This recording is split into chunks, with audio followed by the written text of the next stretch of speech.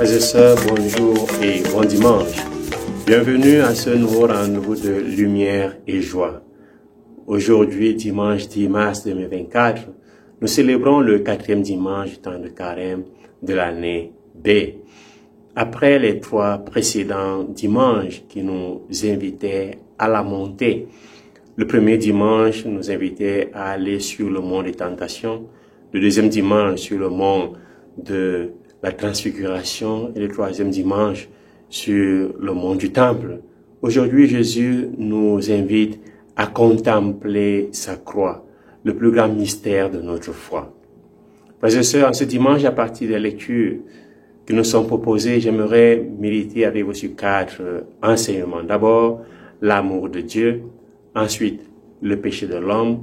Troisièmement, le salut de Dieu en Jésus-Christ. Et comme dernier point, la sainteté de l'homme à travers les œuvres de lumière, à travers les bonnes œuvres. Commençons par l'amour de Dieu. Au mystère de la création est lié le mystère de l'élection et par conséquent se dévoile le mystère de l'amour de Dieu. Dieu se révèle comme le Dieu qui est, le Dieu présent dans l'histoire des hommes. Dieu a créé l'homme à son image et à sa ressemblance. Il lui a donné sa dignité divine. Et à travers Jésus, le Père a renoué le lien brisé par Adam. Dieu a envoyé son Fils dans le monde afin que quiconque croit en lui soit sauvé. Car, nous dit Jésus dans l'évangile de ce jour, car Dieu a tellement aimé le monde qu'il a donné son Fils unique, afin que quiconque croit en lui ne se perde pas, mais obtienne la vie éternelle. Car Dieu a envoyé son Fils dans le monde, non pas pour juger le monde, mais pour que par lui le monde soit sauvé.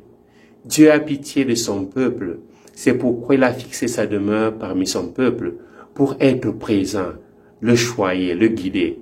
L'homme ne peut vivre sans amour. Il demeure pour lui-même un être incompréhensible. Sa vie reste privée de sens s'il ne reçoit pas la révélation de l'amour de Dieu. S'il ne rencontre pas l'amour, s'il n'en fait pas l'expérience, et s'il ne le fait pas sien, et s'il ne participe pas fortement à cet amour. Et Dieu approche de l'homme pour lui donner cet amour et cette affection. Cette vérité se révèle dans le mystère pascal où Dieu manifeste son grand amour à l'homme. Et nous pouvons voir ce grand amour de Dieu envers l'homme dans Ézéchiel chapitre 16. Je partage avec vous ce beau texte d'Ézéchiel. À ta naissance, le jour où tu es né, on ne t'a pas coupé le cordon. On ne t'a pas plongé dans l'eau pour te nettoyer. On ne t'a pas frotté de sel ni enveloppé de linge. Aucun regard de pitié pour toi. Personne pour te donner le moindre de ses soins par compassion. On t'a jeté en plein champ avec dégoût le jour de ta naissance. Je suis passé près de toi et je t'ai vu te débattre dans ton sang.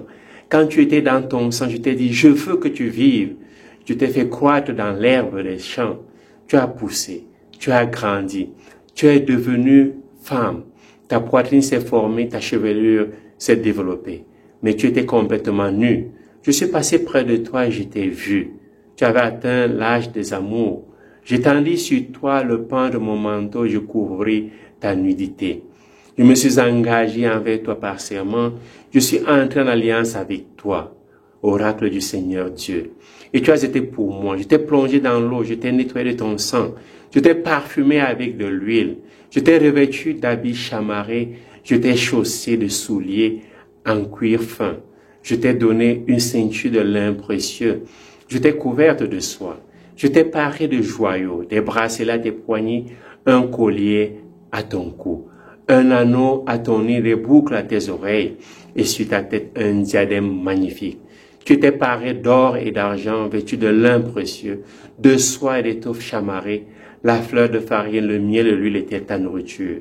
Tu devins de plus en plus belle et digne de la royauté. Frères et sœurs, voilà Dieu comment il nous aime. Il dit dans un texte d'Isaïe, j'ai gravé ton nom sur la paume de ma main. Dieu nous aime. Mais à cet amour de Dieu, nous répondons par notre péché, par notre indifférence. Je partage avec vous maintenant le deuxième point, le péché de l'homme. Dès l'origine, l'homme a été réfractaire à l'amour de Dieu. Adam a refusé le projet de Dieu. Caïn a tué son frère Abel.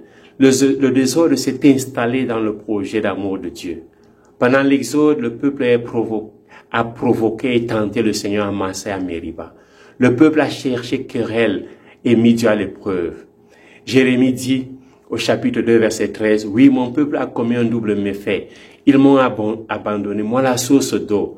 Ils se sont creusés des citernes fissurées qui ne retiennent pas l'eau. » Osée parle de la prostitution pour manifester cette infidélité, ce rejet de l'amour de Dieu.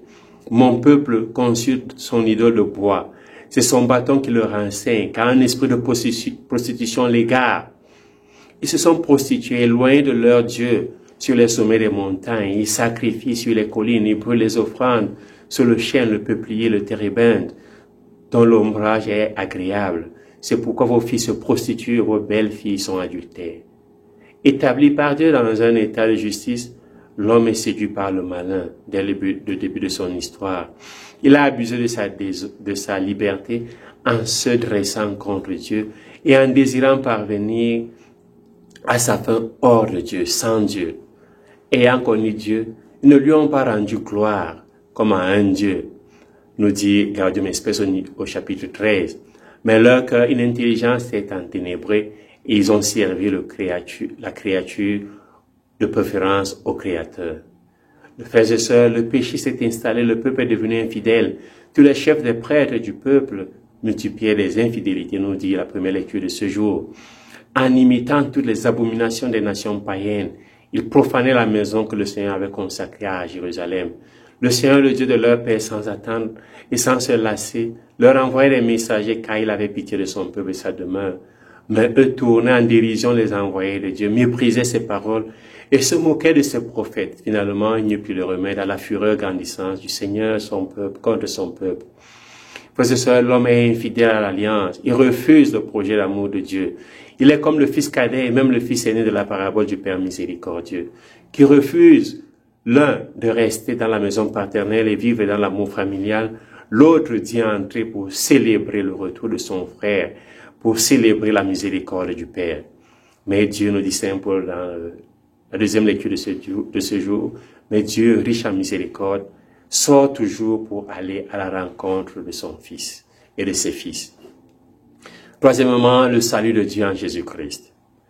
Dieu en personne est venu pour restaurer l'homme dans sa dignité originelle. En envoyant Jésus, le Père veut rétablir en chaque homme et femme son image et sa ressemblance. Saint Paul dit dans la deuxième lecture, Dieu est riche en miséricorde à cause du grand amour dont il nous a aimés. Nous qui étions des morts par suite de nos fautes, il nous a donné la vie avec le Christ. C'est bien par sa grâce que vous êtes sauvés. Avec lui, il nous a ressuscités et nous a fait régner il nous a fait régner et siéger aux cieux dans le Christ Jésus.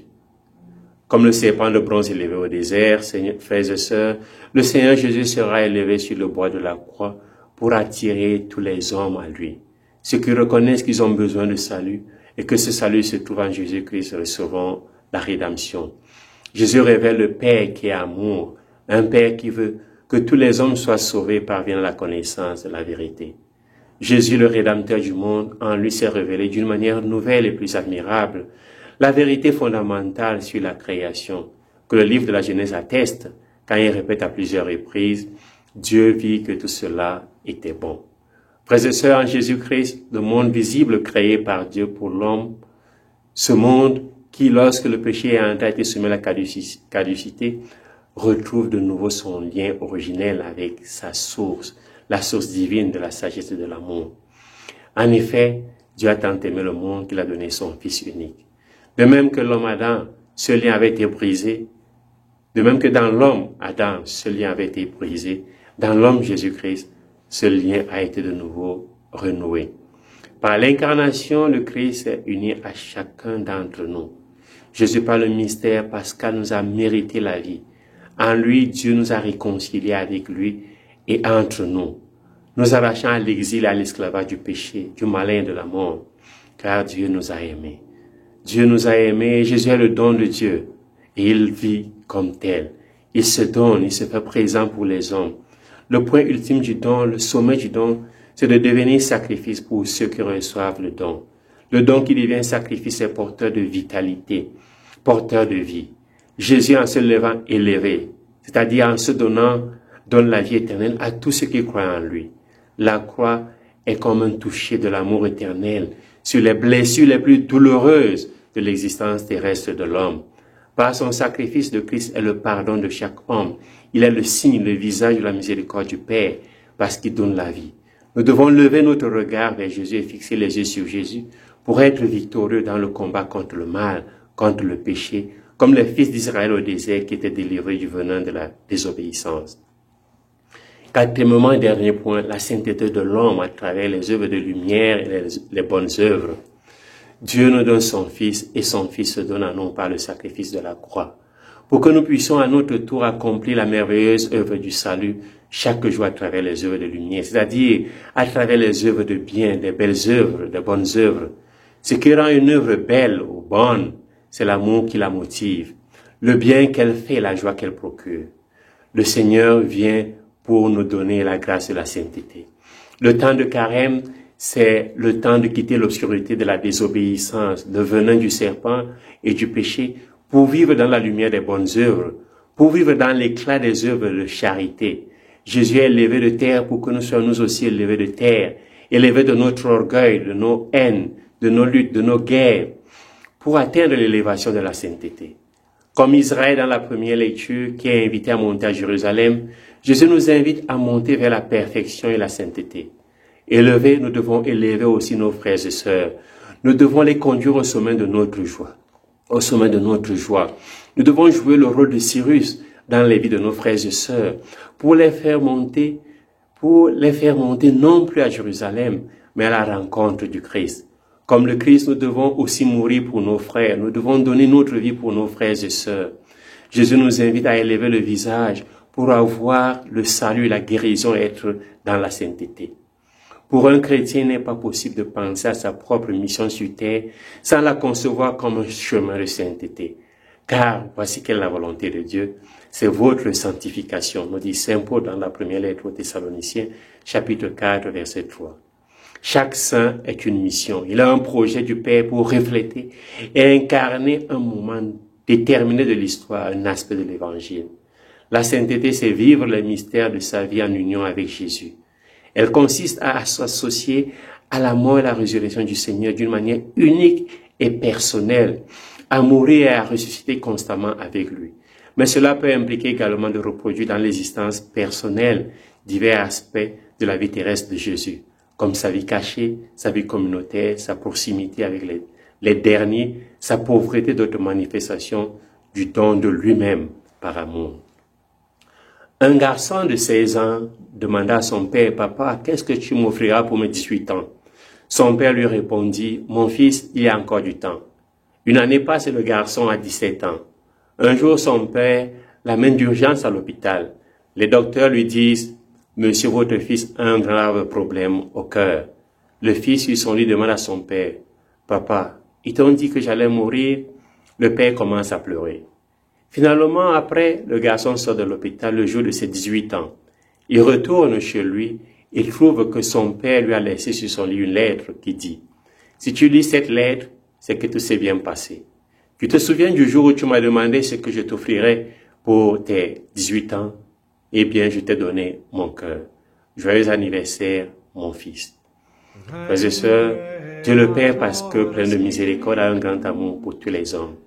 À cause de cet amour, il fait don de son Fils unique à l'humanité pour sauver l'humanité, pour lui donner la vie.